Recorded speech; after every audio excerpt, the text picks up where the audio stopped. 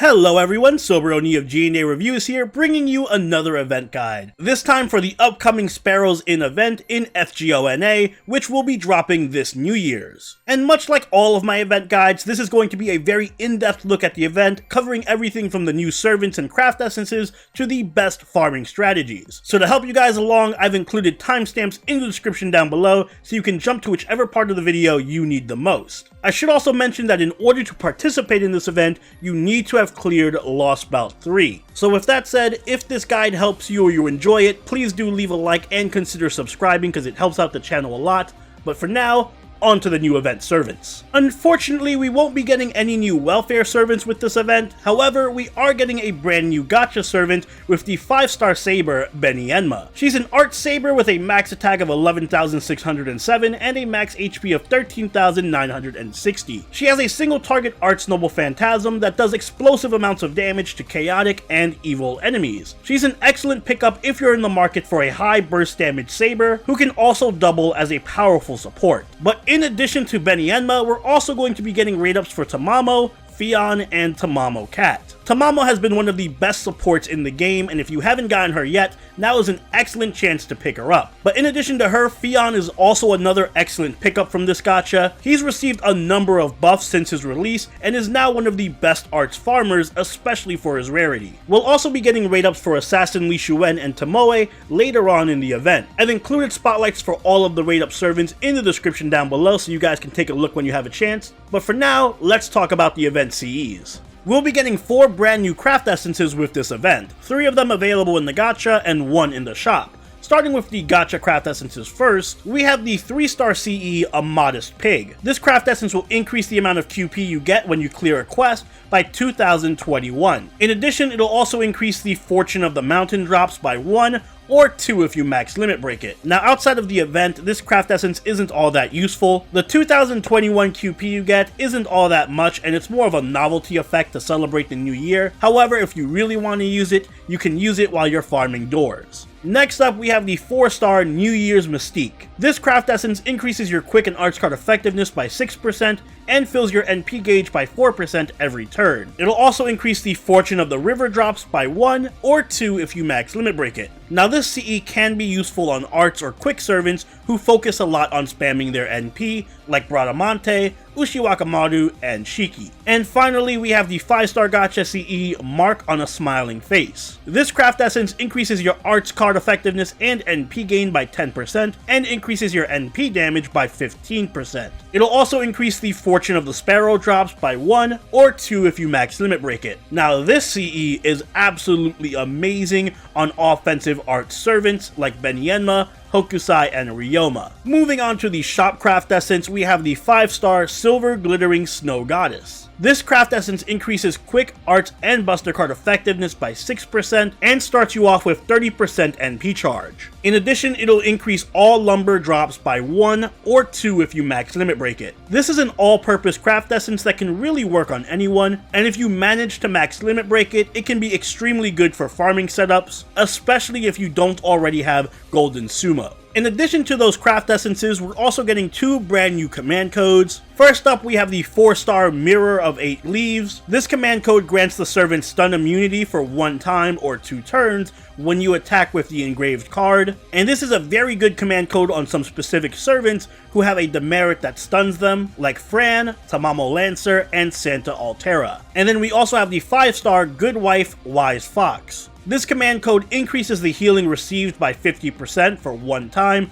or 2 turns when you attack using the engraved card. And this is very good on any servant that has a heal, like Enkidu, Jean, or Hans. Next up, let's talk about the event shop. This event is going to have 6 different currencies that can be traded into the shop. You have Bounty of the Sparrow, Bounty of the River, Bounty of the Mountains, as well as Kayaki Lumber, Cypress Lumber, and Cedar Lumber. The Bounty of the Mountains can be used to purchase 1 copy of the event CE, as well as Ghost Lanterns, Void Dust, Stakes, 3-star foes, and 3-star and 4-star EXP. The Bounty of the River can be used to purchase another copy of the event Craft Essence, as well as the 4-star Command Code, Black Grease, Giant Rings, Magatamas, and Saber Assassin and Berserker pieces. The Bounty of the Sparrow can be used to purchase 2 copies of the event CE, the 5-star Command Code, Divine Wine, Hearts of a Foreign God, Soundless Bells, and Saber, Assassin, and Berserker monuments. As for the various lumbers, the Cedar Lumber can be traded for 2 copies of the 4-star HP foe, Cypress Lumber can be traded for 1 copy of the HP foe and 1 copy of the attack foe, and Keyaki Lumber can be traded in for 2 copies of the 4-star attack foe. If you plan on buying out everything in the shop, it's going to require 3,000 Bounty of the Sparrow,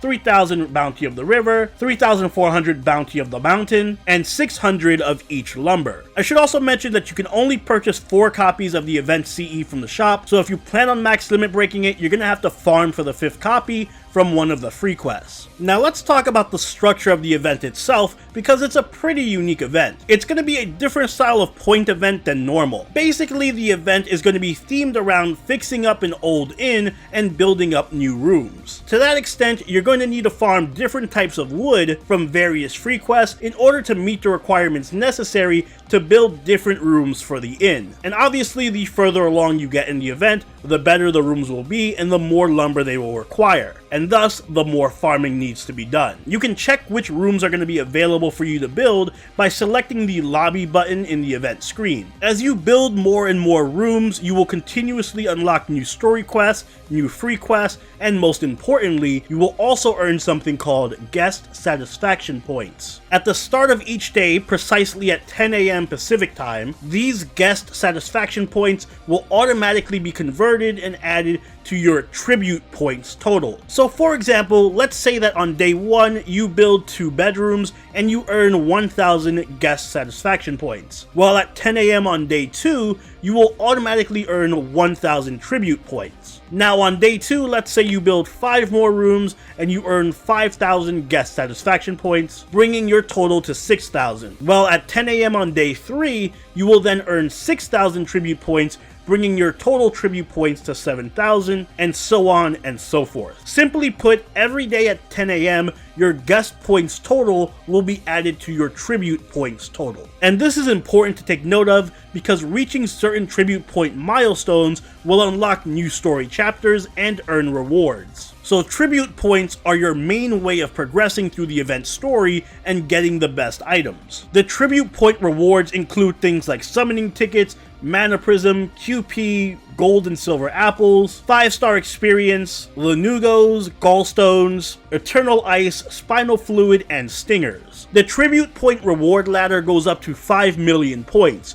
After that, any additional tribute points that you earn will not reward you with anything. The most important thing to know about this event is that you can only earn tribute points at 10 AM Pacific Standard Time once a day. You do not earn them in real time, which means that it is absolutely important that you log into this event every day, at least once a day, so that you can earn those points. Otherwise, you won't get them. So unfortunately, even if you manage to complete all of the event early, you will still need to log in every day to get the points to complete the ladder. And this is absolutely not an event that you can start late and finish in a couple of days. So make sure you're logging into it as often as possible and getting as many tribute points as you can. Now, to progress through the event and unlock certain story quests, like I mentioned, you will need to reach certain tribute point milestones. To unlock Chapter 7 and Chapter 8, for example, you need to have 3,500 tribute points. To unlock Chapters 9 through 11, you have to reach 90,000 tribute points. And unlocking Chapter 12 and 13 require 500,000 tribute points. If you reach those tribute point totals and you still don't see the next story quest, it may be because you also need to finish building certain rooms. So make sure that you're always working on whatever rooms are available for you to build. The story quests are very straightforward and easy to complete. If you beat Lost Bell 3, which you had to have in order to participate in this event, you shouldn't have any issues. There are 13 story chapters in total, but most of them are just story with no battles. However, I will say that for Chapter 12, it will help you a lot if you bring the recommended support Benienma, and if you pay close attention to the buffs and debuffs that the boss applies every turn. Also, don't be intimidated by his HP, you only need to break 2 of his break bars to kill him. Other than the story quest, there will also be some quests that you need to beat in order to finish building a room. These aren't anything crazy, but you can view them as mini boss fights, where the enemy usually has some kind of special buff, like maybe they'll Noble Phantasm on turn 1, or they might stun you randomly every turn. The one special battle that I do want to mention though is the battle against Musashi, because I know it'll come up. When you reach that battle against Musashi, bring the Saber Diarmid guest support, and kill Musashi with Diarmid. The battle requires you to land the killing blow with your support Diarmid, otherwise it will never end. But with story out of the way, let's talk about farming. Thankfully, farming this event is much simpler, as there are a number of strategies that you can employ to make your farming easier. First up, every servant is going to provide a different bonus to your farming. Beni-enma is going to increase all of your lumber drops by 2, Tamamo, Li Shuen, Saber Diarmid, Tomoe, Fion, Tamamo Cat,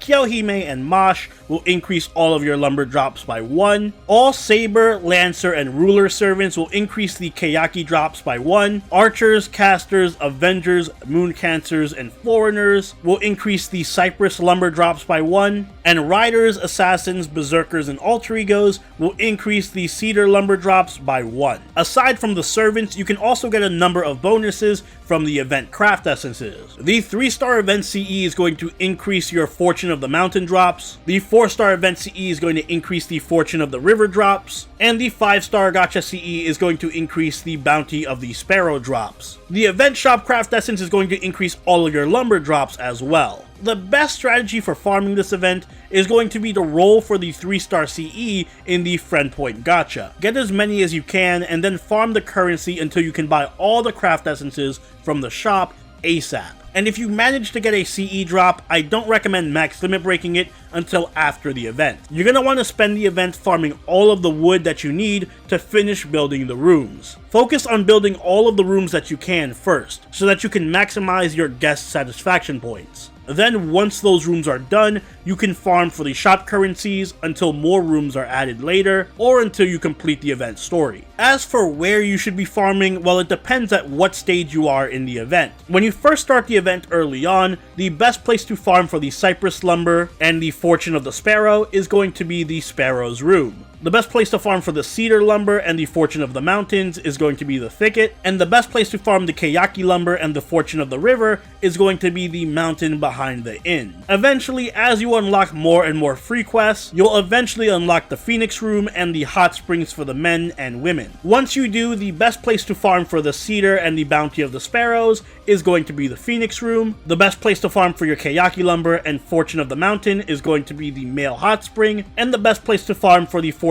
of the River and your Cypress lumber is going to be the female hot spring. And finally, towards the end of the event, you're going to unlock the Keep, as well as the rooftop garden and the detached room. These are going to be the 3 best spots to farm in the entire event. The Keep is going to be the best place to farm for the Kayaki lumber and the Fortune of the Sparrows. The rooftop garden is going to be best for the Cypress lumber and the Fortune of the Mountains. And the detached room is going to be best farmed for the Cedar lumber and the Fortune of the River. And finally, the last thing to cover for this event is going to be the challenge quest at the end. This is going to be a match against Benienma and her 3 monkeys. They're going to be a play on the See No Evil, Hear No Evil, Speak No Evil saying. Each monkey takes reduced damage from 2 of the 3 different card types, so you can only hit one with Quick, another with Buster, and the last one with Arts. Once one monkey is killed, Beni-enma is going to show up and the monkeys are going to start to give her various different buffs depending on which ones are left. The Hear No Evil monkey is going to buff Beni-enma's defense and her attack damage. The Speak No Evil monkey is going to buff Beni-enma's defense and charge her NP gauge every turn. And the See No Evil monkey is going to buff her defense and her crit damage. And the monkeys are going to give her these buffs every turn, so you will need to take them out first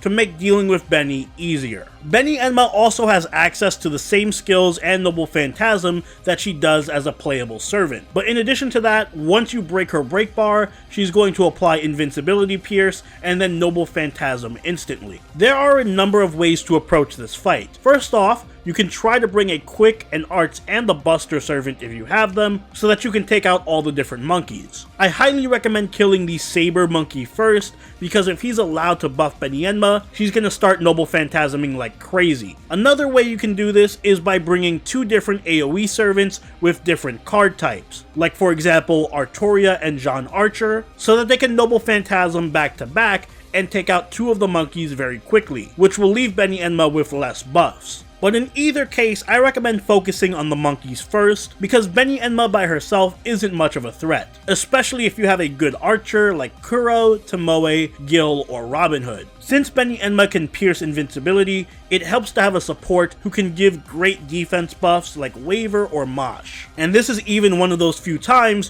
where Assassin Nidocris can come in clutch, because she's neither chaotic nor evil, and she has a taunt with a lot of defensive buffs. So if you can pop her defense buff and her taunt right before breaking Benienma's break bar, then Assassin Nidocris can potentially tank Benienma's entire NP and save your team. And that's about all I have to say about this event. Remember, you need to have cleared Lost Belt 3 to participate, so if you haven't done that already, hurry up and do so, because you want to start this event as soon as possible so that you can start accumulating those tribute points. Renovating the various rooms should be your main priority. Also remember to buy the craft essence from the shop first to make farming a whole lot easier on yourself. And if this guide helped you, please do remember to leave a like and consider subscribing if it really helped you. If you haven't already, do follow us on Twitch, follow us on Twitter, and join the party over on our Discord, all linked in the description down below. And until next time, this is Soberoni, signing out. Later.